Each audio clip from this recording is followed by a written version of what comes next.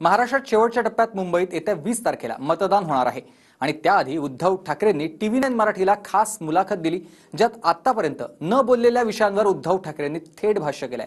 मग अमित शहा बाळासाहेबांच्या खोलीत नेमकं काय बोलले त्यापासून ते मुस्लिम मतांपर्यंत पाहूयात TV9चा हा स्पेशल रिपोर्ट।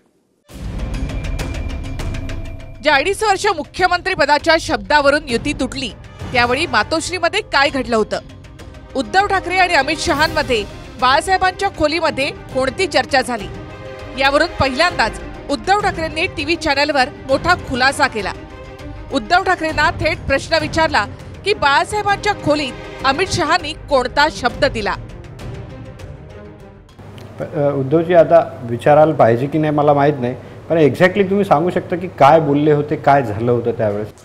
बघा, आता ह्या गोष्टीमध्ये जाण्यात अर्थ असला नसला तरी एक गोष्ट तुम्हाला मी सांगतो की ज्या वेळेला मी बघत होतो की बाळासाहेबांची प्रकृती आता, कारण डॉक्टर पण बोलले की आता प्रकृती थोडी हे होत चाललेली आहे, तेव्हा मी त्यांचा हात हातात घेऊन मी एक पुत्र म्हणून त्यांना वचन दिलं की मी एक शिवसैनिक मुख्यमंत्री करून दाखवेन। हे मी का सांगितलं की त्यांना पण कुठेतरी मला असं जाणवलं की मनात वाटत असेल की एवढं सगळं मी उभं केल्याचं पुढे काय होणार, आणि ती एक मी माझी जबाबदारी म्हणून मी स्वीकारली की मी शिवसेना पुढे नेईन। आणि हे मी जसंच्या तसं अमित शहाना सांगितलेलं, तेव्हा ते म्हणाले की ज्याच्या जागा जास्त येतील, म्हटलं तसं करू नका कृपा करून। त्याच्यामध्ये मग एकमेकात पाडापाडी होते। जे आता कोल्हापूरचा त्यांचे एक नगरसेवक बोलले, चंद्रकांत पाटलांनी आमची माणसं कशी पाडली, तर तसं करण्यापेक्षा आपण क्लिअर कट अंडरस्टँडिंग करू। 2.5 वर्ष तुमची असतील, मला काही हरकत नाही। 2.5 वर्ष तुम्ही शिवसेनेला, मला नाही शिवसेनेला दिली, तर म्हटलं आपण एक पत्र तयार करू। त्या पत्रावरती पक्षप्रमुख म्हणून माझी सही असेल, मुख्यमंत्री म्हणून जो मुख्यमंत्री शिवसेना करेल त्याची सही असेल, आणि वरती मसुद्यात शिवसेनेचा हा मुख्यमंत्री या तारखेला पद सोडेल, आणि ते पत्र तुम्ही होर्डिंग करून म्हटलं मंत्रालयाच्या दारावरती लावा, जर 2.5 वर्ष पहिली आम्हाला दिली तर। आता हे ठरलं होतं, ठीक आहे, फिर हम एक दुसरे को म्हटलं एक दुसऱ्याला आपण सांभाळू, कारण युती करायचीच आहे। आणि त्याच्यानंतर आम्ही ब्ल्यू सीच्या प्रेसला गेलो, त्याच्यात देवेंद्रांचं म्हणणं आहे, कारण तेव्हा लोकसभेला 2-3 महिने होते, त्याच्यानंतर विधानसभा 4-5 महिन्यांनी येणार होती, तर आत्ताच म्हटलं जाहीर करायची काही गरज नाही। तर त्यांनी तरी सांगितलं की पदं आणि जबाबदाऱ्या यांचा समसमान वाटप। आता मुख्यमंत्री हे पदात येतं, मुख्यमंत्रीपद हे जबाबदारीत येतं, मग समसमान वाटपाचा अर्थ ज्याला मराठी कळतं त्याला तो कळला। तुम्ही सुरुवातीलाच आता या प्रश्नाच्या उत्तर देताना बोलले की इथे मातोश्रीत शब्द दिला होता, वरती बाळासाहेबांच्या खोलीत, त्याच्याबद्दल लोकांच्या याच्यात ते बोलतात नाही, तुम्ही बोलतात शब्द दिला होता। बरं ठीक आहे, हां, एक साधं तुम्हाला परिमाण सांगतो। 2014 आणि 2019ला परत एकदा त्या मुद्द्यावर येतो, अशी कोणती गोष्ट मोदींनी सांगितली होती, शहानी सांगितली ती पूर्ण केली? अच्छे दिन आले नाही, 15 लाख आले नाही, रोजगार मिळाला नाही, महागाई कमी झाली नाही, मग कोण खोटं बोलतंय लोकांना कळतंय ना। म्हणजे तुम्ही बोलताय तो जुमला होता बाळासाहेबांच्या खोलीत? जुमलाच होता तो, असंच म्हणायचं ना तुम्हाला? मग असं म्हणजे हेच म्हणायचं मला। आणि मी आई वडिलांची शपथ शिवाजी पार्कवर घेतलेली आहे, आणि आई तुळजाभवानीची शपथ, ज्या जय भवानीवरती ह्या तथाकथित भोंदू हिंदुत्ववाद्यांनी आक्षेप घेतला आहे, त्या जय भवानी तुळजाभवानीची सुद्धा मी शपथ घेतलेली आहे। आणि हे खोटं कोण बोलतंय हे लोकांना कळले, 10 वर्ष खोट्यातच गेलेत आपले। जर शब्द दिला होता तर मग जाहीर सभांमधून आपण मुख्यमंत्री पदावर का बोलले नाही? यावरून अमित शहा आणि फडणवीस उद्धव ठाकरेंना घेरत असतात, त्यावरूनही उद्धव ठाकरेंना सवाल केला आहे। तरी पण ते म्हणतात ना की मी सभेत तुम्ही का त्याचा हे नाही केला, ज्यावेळेस सभा व्हायच्या त्यावेळेस मग तुम्ही का ऐकून घेतलं? हाही तर बघा, हे 5 वर्षात एक तर आधी तुमचा मुख्यमंत्री होईल किंवा माझा होईल। आधी तुमचा होत असेल मला काही हरकत नव्हती, त्याच्यामुळे तुमचा होईल बोलला, ठीक आहे ना, आपले ठरले 5 वर्षात 2.5, जर तुमचा होणार असेल मला काही हरकत नव्हती। सुरुवातीला 2.5 वर्ष भाजपचाच मुख्यमंत्री होणार हे सांगण्यात आलं होतं, त्यामुळे आपण जाहीरपणे काही बोललो नाही असं उद्धव ठाकरे म्हणाले। नुकतीच पंतप्रधान नरेंद्र मोदी यांची मुलाखत TV9 घेतली, ज्यामध्ये उद्धव ठाकरेंच्या तब्येतीची विचारपूस आणि अडचणीत उद्धव ठाकरेंना मदत करण्याची भाषा मोदींनी केली होती। ती मोदींची प्रतिक्रिया उद्धव ठाकरेंनी भर मुलाखतीमध्ये ऐकली, आणि त्यावर ठाकरेंचं काय म्हणणं आहे तेही ऐका। पंतप्रधानांची मुलाखत केली होती, तर उद्धवजी मी फक्त एक बाईट तुम्हाला ऐकवतो, त्याच्यावर, कारण की ते आता पंतप्रधान स्वतः बोलले त्यासाठी मी तुम्हाला तो बाईट ऐकवतो आणि तो वारसा हक्काबद्दलच आहे की नेमकं त्यांना काय वाटतं वारसा हक्काबद्दल। बाला साहब ठाकरे जब थे तब आपके उनके साथ बहुत अच्छे संबंध थे, आप उनका बहुत सम्मान भी करते थे और मैं तब शिवसेना भी कवर करता था, वो आपके पक्ष में भी खड़े रहते थे। आप अब विरासत की बात कर रहे हैं, तो सवाल ये है कि क्या उद्धव ठाकरे को आप बाला साहब ठाकरे का विरासत का उत्तराधिकारी मानते हैं या नहीं? दो चीजें हैं, वो बायोलॉजिकली तो उनके बेटे है ही है, उसका तो मेरा वो विषय ही नहीं है जी। तो मैं उस प्रकार से मान लीजिए उनके परिवार में कुछ भी, जब वो बीमार थे तो मैंने तुरंत फोन किया था उनकी, रेगुलरली मैं वहिनी को फोन करके पूछता था कि भाई क्या हुआ। वो ऑपरेशन करने से पहले मुझे फ़ोन किया कि बोले भाई आपका भाई साहब क्या सुझाव है। मैंने कहा भाई देखिए पहले ऑपरेशन करा लीजिए, आप बाकी चिंता छोड़ दीजिए, शरीर को पहले क्या कीजिए। तो बाला साहब के बेटे के नाते तो मैं उनका मान सम्मान करूंगा ही करूंगा भाई, वो मेरे दुश्मन नहीं है और कल मुसीबत होगी तो मैं पहला व्यक्ति हूं जो उनकी मदद करूंगा परिवार के नाते। आता याच्यात 2-3 गोष्टी आहेत। हे मला दाखवण्यापेक्षा त्यांना का नाही दाखवत परत, हे त्यांनाच दाखवा परत, कारण आता मला ते नकली संतान म्हणतात। तर त्यांना म्हणजे तेच ते झाले ना की 14 साली काय बोलले, म्हणून मी ह्या सरकारला गजनी सरकार म्हणतो।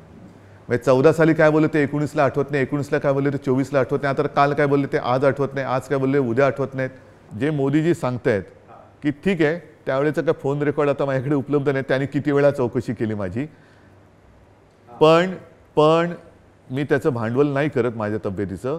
पण अक्षरशः त्यावेळेला माझी परिस्थिती जी होती ती खांद्यापासून माझी पूर्ण हालचाल बंद झालेली होती। तेव्हा जर मोदी माझी चौकशी करत असतील तर त्यांना माहिती होतं ना हे, तर मग तुमचे सगळे आताचे जे आहेत लोकांबरोबर गद्दारीच्या सगळी कारस्थानं काळी कारस्थानं का करत होते, हे तुमचं माझ्याबद्दलचं प्रेम। त्याच काळातले त्यांचीच लोक बोललेत ना की हा हुडी घालून गॉगल घालून रात्रीचा जायचा, आता रात्रीचा गॉगल किंवा चष्मा घालून जाणारी माणसं ही कशासाठी जातात।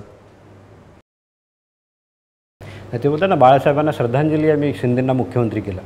मग मला 2.5 वर्षाचे शब्द दिला होतात बाळासाहेबांच्याच खोलीत, तो जर तुम्ही पाळला असतात तर तुम्हाला ही चोरी चपाटी करण्याची वेळ नसती ना आली। म्हणजेच काय झालं की तुम्ही तुमच्या पायावरती कुऱ्हाड मारून घेतली। एक तर तुमच्याकडे अस्सल भारतीय जनता पक्षावाला कोण शिल्लक राहिलेलं नाही आहे, तुम्ही त्यांना पण कापतात। तुम्ही शिवराज चव्हाण त्यांना कापलेले आहे, तिकडे सगळ्यांना म्हणजे कापाकापी प्रचंड केली, त्यांची नेतृत्व मारून टाकली। आता तर मला कोणीतरी असं सांगितलं, मी काही गेलेलो नाही, की आता लोकसभा निवडणुकीनंतर योगींना पण हटवतील।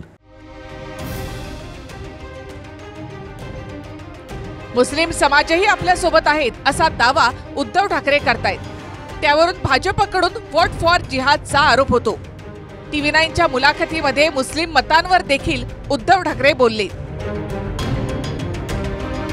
आता एवढे फेज झालेत आणि एक लक्षात येतंय की मेजर वोट शिफ्टिंग या लोकसभेतला जो आहे तो म्हणजे मुस्लिमांचं वोट शिफ्टिंग हे उद्धव ठाकरेंकडे आहे।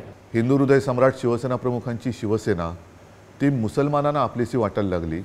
याचं कारण असं, मी अनेकदा सांगितलेलं आहे, आम्ही हिंदुत्ववादी आहोतच, आम्ही ते काही सोडलेलं नाही, सोडणार नाही।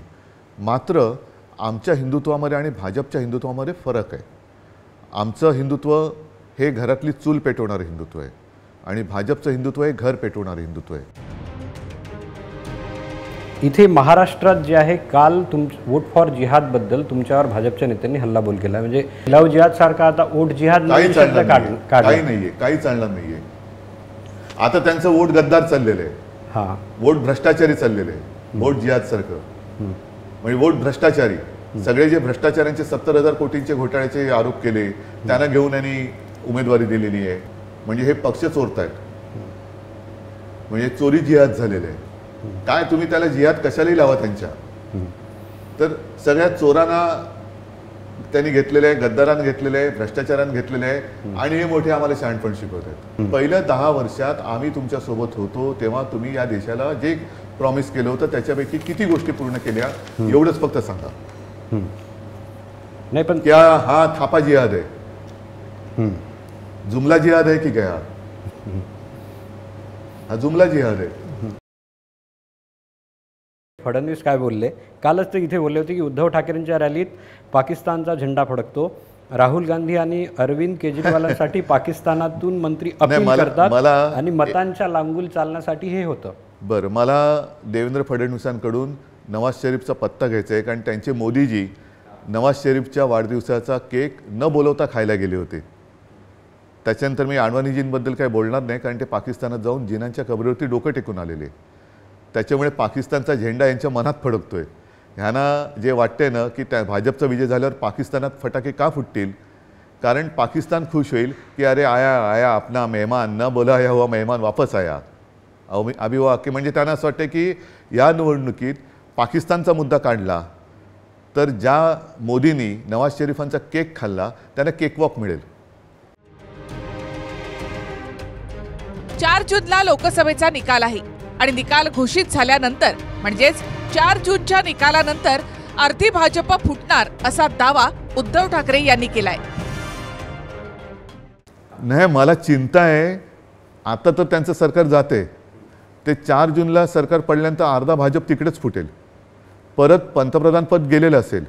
मोदींना 75 वर्षाची अट त्यांनीच टाकलेली आहे. म्हणजे पंतप्रधान नसलेले मोदी 75व्या वर्षी रिटायर होणार 2 वर्षांनी. मग भाजपचं काय होईल की मोदीजी आता एक तर ते पण चेहरा राहिलेले नाही आहेत, तर 2 वर्षानंतर भाजपचं काय होणार. भाजपमध्ये बाहेरून आलेले सगळे उंदीर हे परत कोणत्या जहाजात जाणार, कारण सगळ्यांची दारं आता बंद आहेत. आतापर्यंत जाहीर भाषणांमधून उद्धव ठाकरे सत्ताधाऱ्यांवर तुटून पडतायत, पण TV9च्या कॅमेऱ्यासमोर, मीडियासमोर पहिल्यांदाच उद्धव ठाकरे बऱ्याच गोष्टी पहिल्यांदाच बोलले. Bureau report, TV9 Marathi, Mumbai.